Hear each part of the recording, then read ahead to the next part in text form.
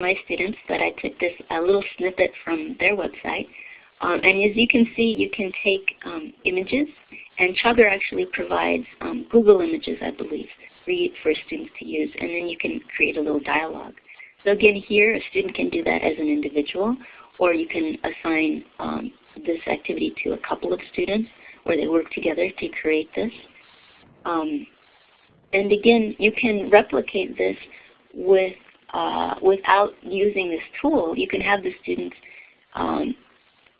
find 5 different images or 6 different images, and then work together in a blog to actually write the dialogue out.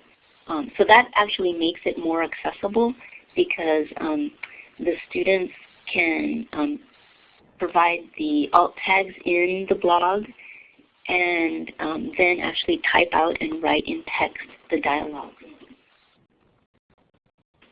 So real quick, Jessica, so there was a little bit of conversation about how to use Wordle exactly in the blog. I think there was a little confusion about the students creating the Wordle, or you as the faculty creating the Wordle. So if you could maybe just address that a little bit. Okay, thank you.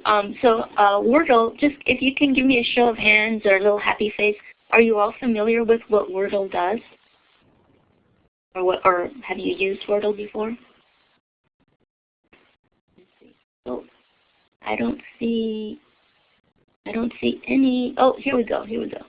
Yeah, so Looks like there were a couple of people that had smiley faces and a couple of people who said they didn't know that about it. okay, good. Okay, so thank you. So I apologize for assuming. Wordle is this great online tool. All you do is Google Wordle. It's W-O-R-D-L, Wordle. And what it does is it creates word clouds. So basically you can either paste or type in a series of words, and then it creates a cloud that looks something like this. And you can play around with it, make it different colors, make it different sizes. The bigger words are words that are emphasized because they've been repeated in the text that you pasted in or typed in. And so this is a word cloud, and what it does is it creates an image. So in terms of accessibility, if you create it and post it, you can also post the actual text so that you're allowing for screen readers to read that text as well. And you can have the students create it. It's really easy. It'll take them 5 minutes to create a Wordle, and then they can post it. So that's a different variation. You can direct it with the words that you create and post and create an activity yourself, or you can have the students do it, or to create more interaction, you can have groups do it together. So they can, for example, they can create the word list in a wiki, and then one person in that group can be assigned to go and actually create the Wordle and post it. And then as a group, they can write a story or create a dialogue or whatever you choose based on the type of vocabulary that you're presenting there. So yeah, so great question. Thank you very much for that question. And I will jump back to this example, captions and dialogues. Same idea. This one is called Bubbler. If you see down there, it's B-U-B-L-R. So you can Google that very easily. And what it does is it takes Flickr images. So you can choose a Flickr image in the website itself, and then you can caption it. So here you can see, this might provide interesting captions. And the same idea, you can create it and post it, or you can assign your students to go and find an image related to the topics you're studying, and then create a caption using certain vocabulary, or create a dialogue. If you have a series of students doing this, you can say, okay, take three of the images posted and create a story or a dialogue out of those. So again, lots of different ways to use this depending on what your goals are. And directed writing, I wanted to show this to you because it's a great tool. It's Google Museum. You do have to have a Google account, but what it lets you do is create an account, and you can create an exhibit. So if you're studying here, for example, Argentina, you can create an exhibit of Argentinian art. And what I think is neat is not only do you have the art, you can blow it up and see it big and that as a picture file reference kind of thing.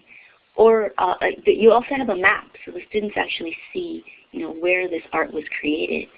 And I found for my students, learning the geography is a little bit of a challenge, so this is a nice way for them to see.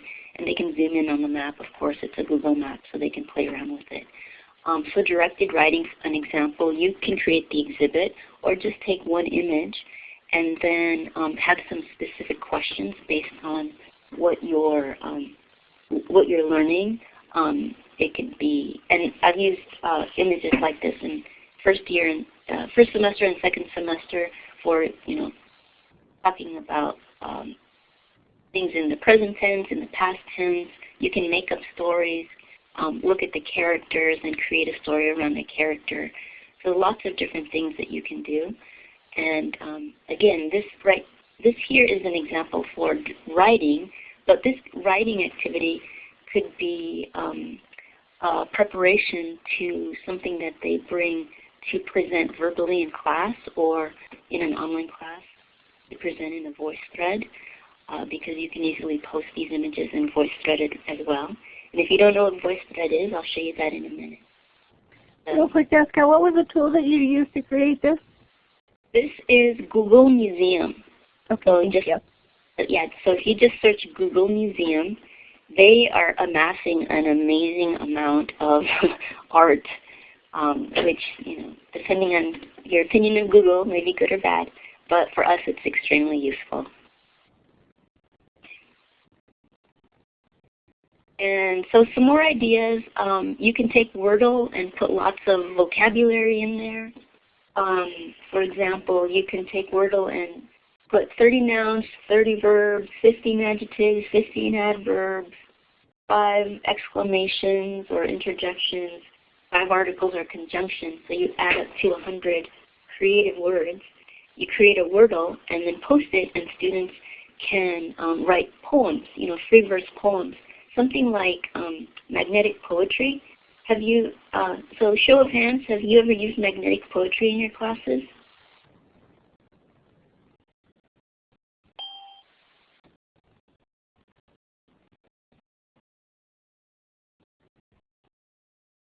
Looks like you had 3 yeses, 4 yeses, and 2 no's. Okay, so magnetic poetry is this great toy where, it's a little word with a magnet, and you can put it on your refrigerator and make poems. So it's the same idea except without the magnets. You provide them all these different words, and they have to, search those jumbled words to create a poem. So you can provide 100 words to create the Wordle, or you can have students, do a vocabulary review and find those words themselves. You can take that same idea and use sentences instead of single words, so that you have scrambled sentences and see what they come up with. Blogs are great for 20 questions. Those are really fun.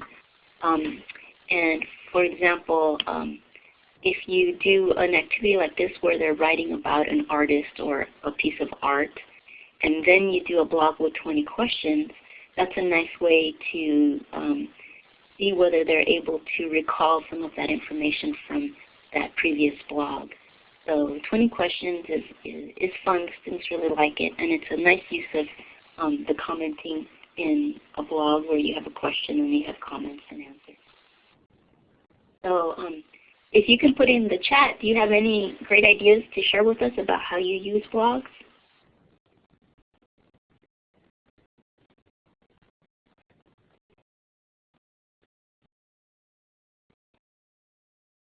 I think while they're writing, if you want to just go ahead and move on, we can come back and address a little bit of the blogs if they put it in there. Okay. Or if you wanted to talk about, I posted a quick statement addressing Kelly about things, how you can adapt some of these activities for American Sign Language. Oh, great. Thank you.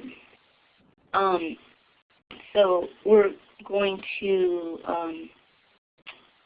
take a look at those in a minute, right? So I should go on. Yes.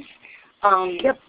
Yeah. Okay. So I mentioned VoiceThread a little bit, and this is actually a great tool for American Sign Language, because what VoiceThread is, it's a commercial product, so you do have to pay for it, either as an individual or as a department or as a college. But if you're teaching online or hybrid, this tool is absolutely worth the expense. It's basically a collaborative slideshow software that allows you and your students to share audio and images and video.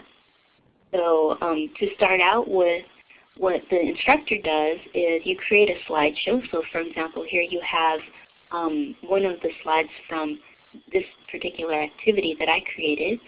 And then you give the students instructions as to what they're supposed to be speaking about or sharing about. And then when they log in, you can see on the two sides here the images of my students here, or the little icons for people who are a little too shy to put their picture in there. They can either speak and it's recorded, or they can type in their responses, and they can do both at the same time. And they can also submit videos. So for the sign language course, they can actually submit a video of themselves signing. So you can have the dialogue of each other signing rather than speaking verbally to each other. And my students basically took to this really easily. I gave them some very basic instructions, and they logged in and were able to use it right away. A lot of my students, in my syllabus I put in that you have to be able to record audio from your computer, but I think that most of my students either had audio already in their computers or in the campus lab computers, or they used their mobile devices, which work great as well. And what I'd like to do is just show you a couple of examples, but another presenter, Michelle Pekansky-Brock, she has some really useful and amazing instructions for all the technical aspects and ideas for accessibility. And I just posted a link to her website where you can find more information about VoiceThread, because she's really done a great job with sharing how instructors can use VoiceThread. But I'd like to share with you a couple of activities that I use. So here's an example. So this example here is actually a review activity at the end of the first semester, where students were asked in the first part of this VoiceThread to record lots of questions, because this was a review activity for their verbal final exam. So they had to record a lot of questions. And then the second part of the activity, they had to go in and listen to their classmates and answer those questions as if they were answering for the final exam, the verbal final exam. I want to give you just a little taste of what that sounds like. I'm going to share my application here.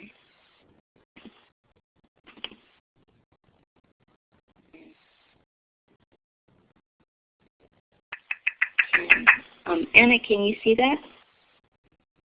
I can. Sorry, did you say yes? Yes.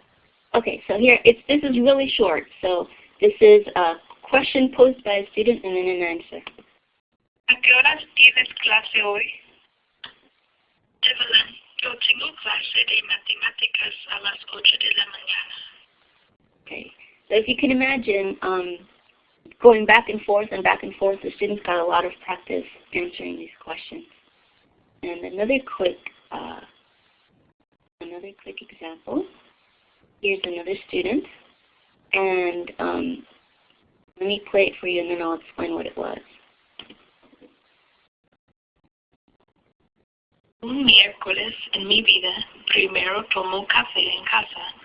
A las 9:30 de la mañana, manejo Cypress College. A las 11 menos 20, asisto a clase de ciencias políticas. Después, ir al trabajo en la funeraria. Más tarde, almuerzo con mis compañeros de trabajo.